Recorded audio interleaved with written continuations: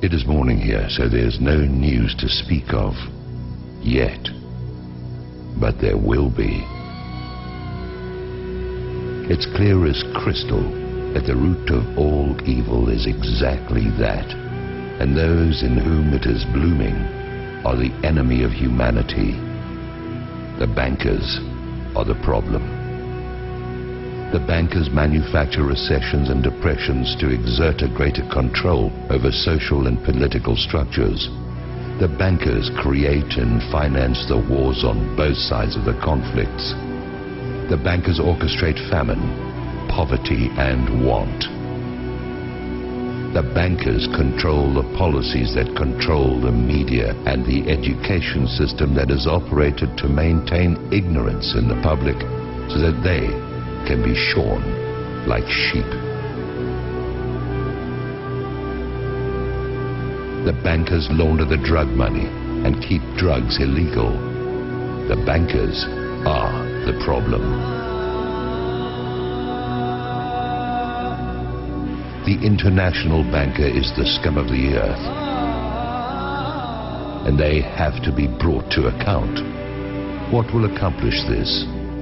There are several possibilities.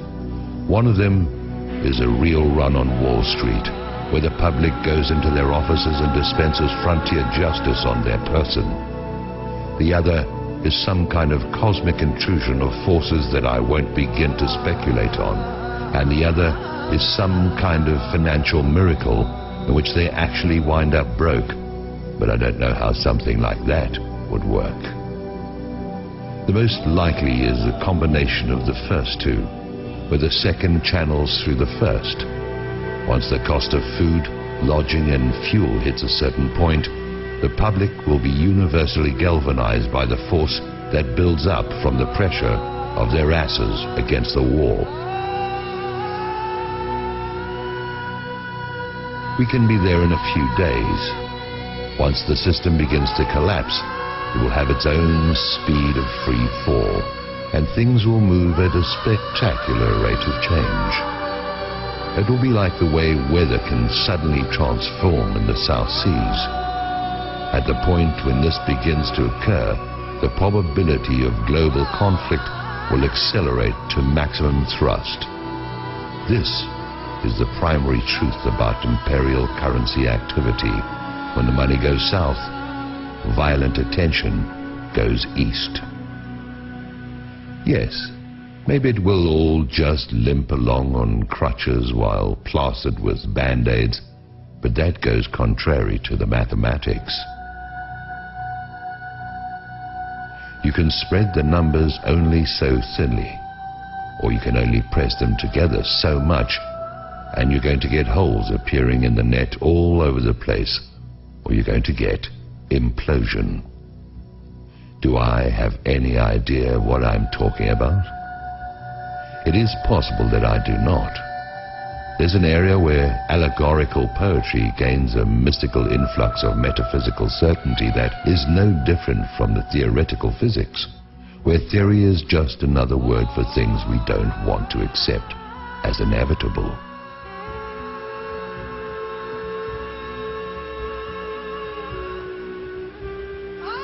Maybe freedom's just another word for no one left to screw. It stands to reason that sooner or later the public will have no further option but to declare open season on the bankers. They'll be hunted down as the be-all and end-all of everything dangerous and wrong. They are a plague and a pestilence as bad as any epidemic. They are the whiskey and yellow fever blankets on the reservations of ordinary life. They are anthrax masquerading as sweet and low. They are the long-standing source of the majority of humanity's problems and have little competition except for the ubiquitous presence of ignorance and impossible dreams. Whoever these bankers are, that is who they are. When the shit hits the fan, as it is going to do at any moment, the guilt of the banksters is going to stand out like zits on a beauty queen.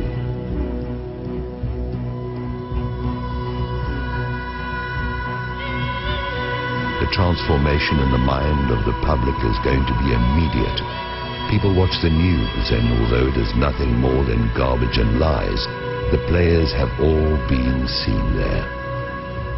They've been seen in Congress, and they've been seen wherever the lies created to defend them have been publicized.